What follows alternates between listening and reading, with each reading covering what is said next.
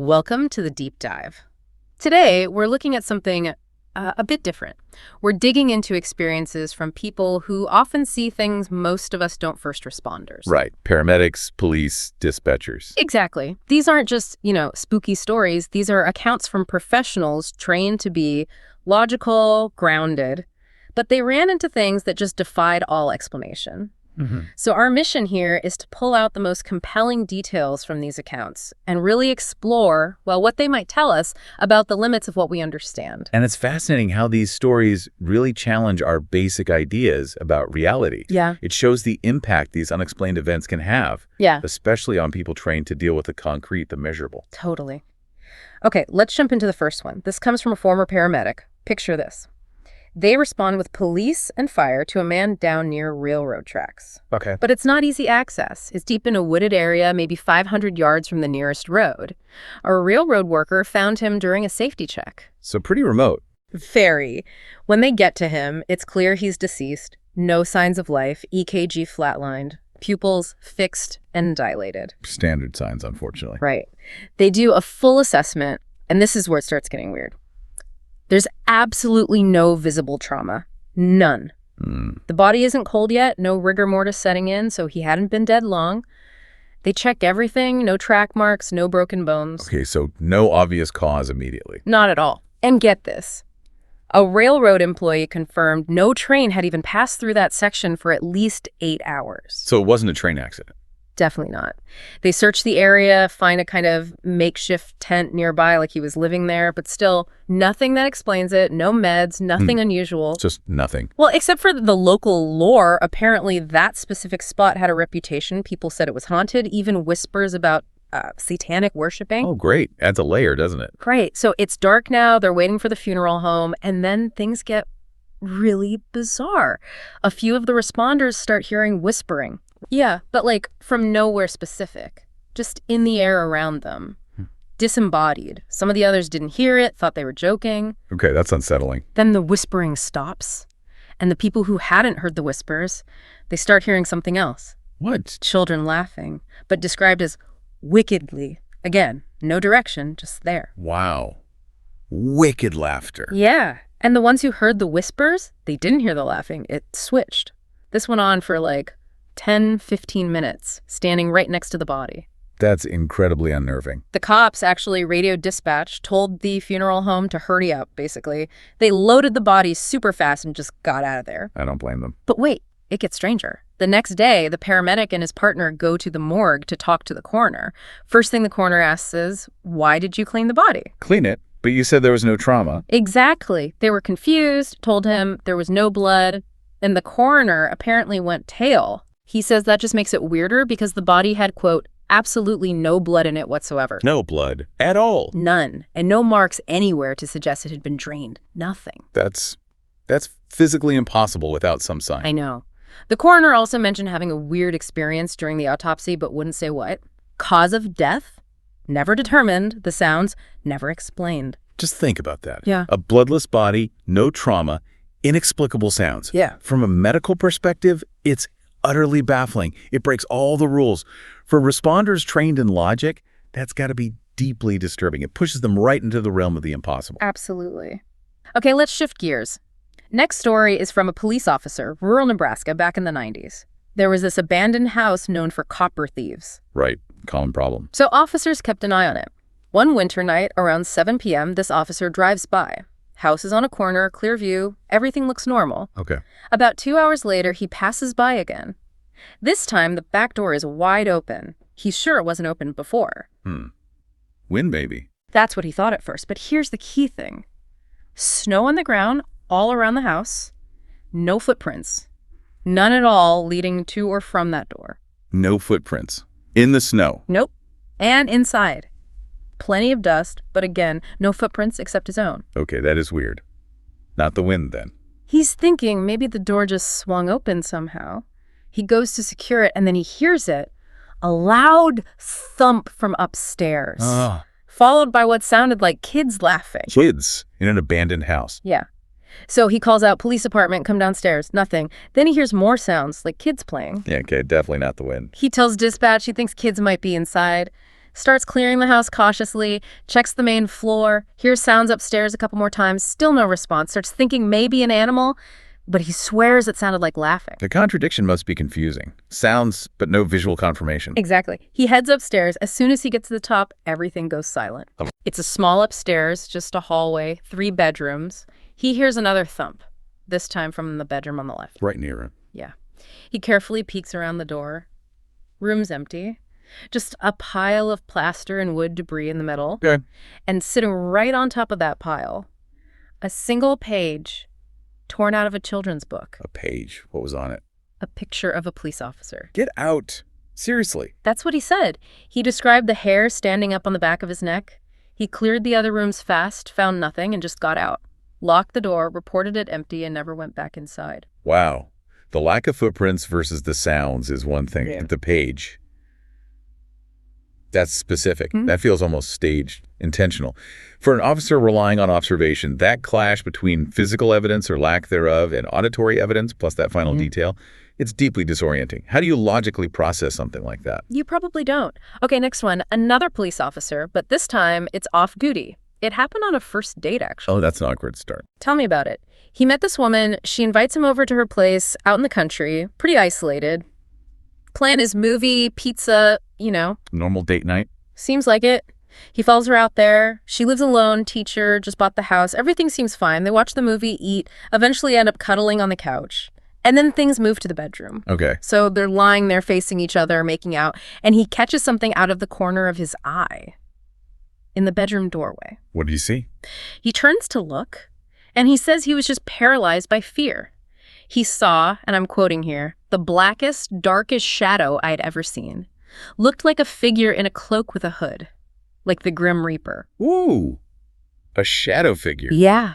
And it wasn't stationary. It took 2 slow steps across the doorway, then disappeared behind the wall. Okay, that's terrifying. He jumps up immediately, whispering frantically, "There's someone in the house."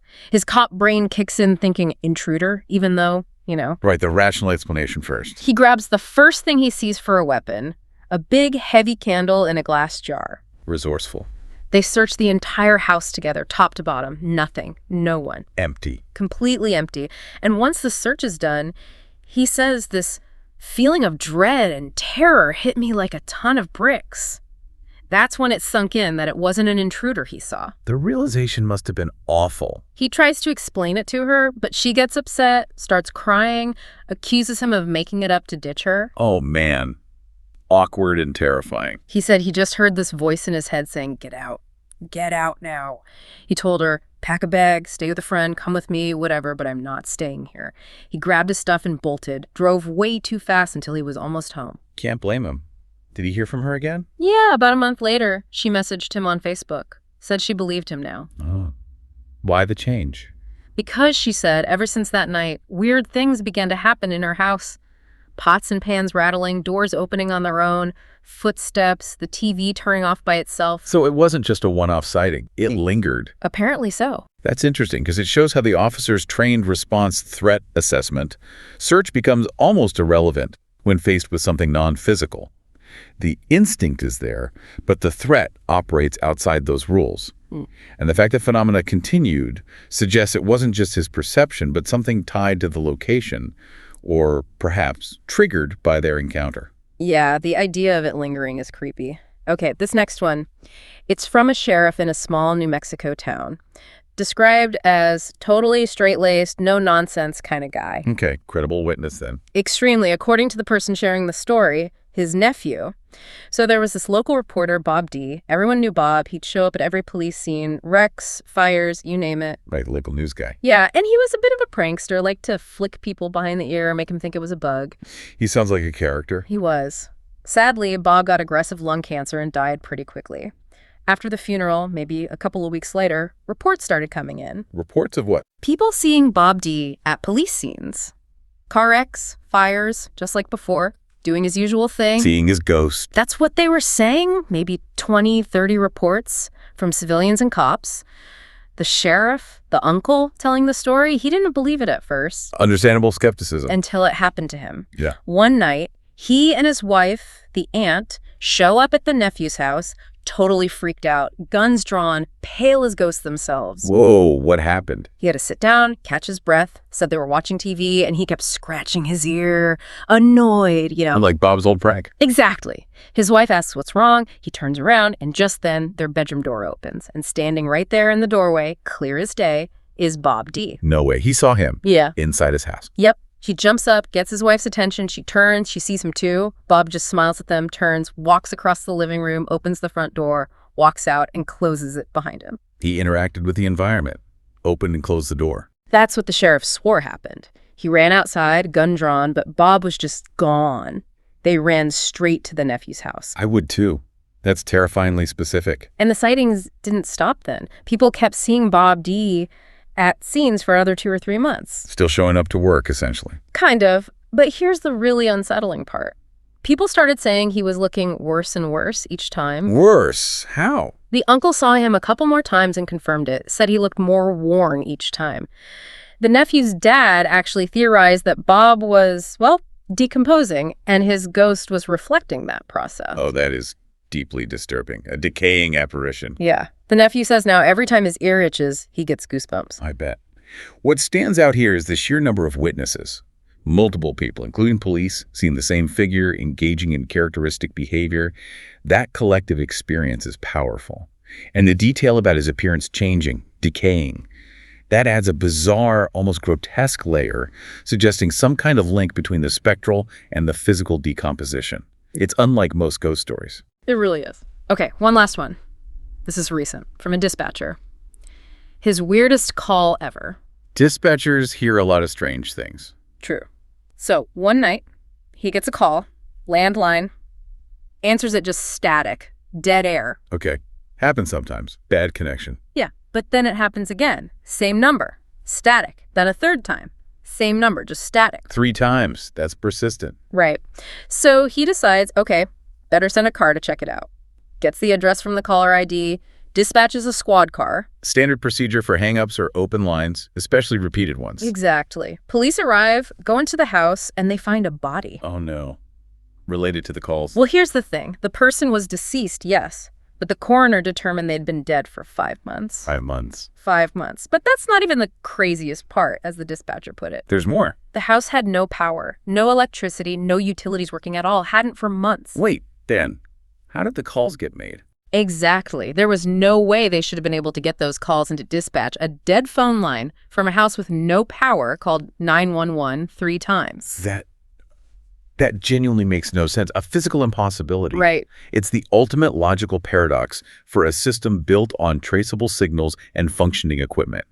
How do you even begin to explain that within our understanding of physics or technology? It just shouldn't happen. It forces you right up against the edge of known reality. Okay, so let's just try and wrap our heads around these.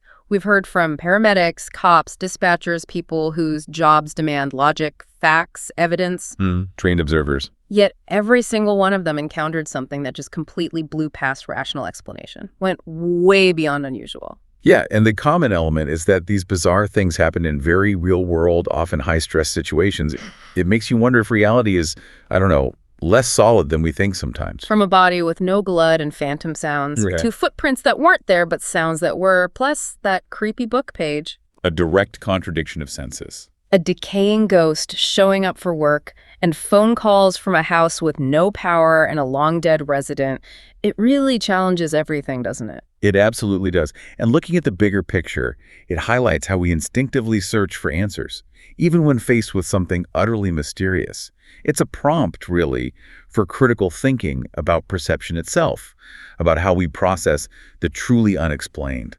So what's the takeaway for you listening? Maybe it's just a reminder that even for the most grounded professionals, there are things out there that don't fit our neat little boxes.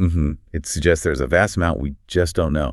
And maybe there's some value in admitting that, a bit of humility in the face of the unknown. We hope this deep dive into these really inexplicable accounts has given you something to think about. Maybe makes you look at things a little differently next time something weird happens. Keep an open mind. There's always more to question, more to explore. Definitely. Until next time, stay curious.